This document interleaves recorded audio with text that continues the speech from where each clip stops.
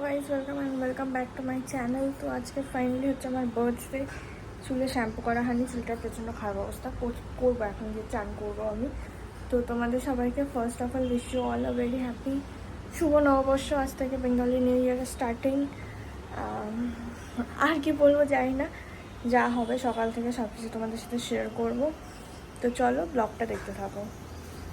এইটা আমার সকালের ব্রেকফাস্ট দেওয়া হয়েছিল গাইস। তারপরে দুপুরবেলার লাঞ্চ, যেটা আমি খেয়ে পুরোটা শেষ করা আমার পক্ষে ইম্পসিবল ছিল। তারপর হচ্ছে একটু বেরিয়েছিলাম ঘুরতে, বাট এত ভিড় মানে কিছু ক্যাচ করা যায়নি। যাই হোক, বার্থডে আমার 3 দিন হয়ে গেছে, কিন্তু এখনও অবধি আমি ব্লগ শেষ করে উঠতে পারিনি। তো এটা হচ্ছে আমার একটা বার্থডে গিফট, যেটা আমি পেয়েছিলাম সেলফ গিফটেড। স্পেশালি আমার এইটা খুব ভালো লেগেছে।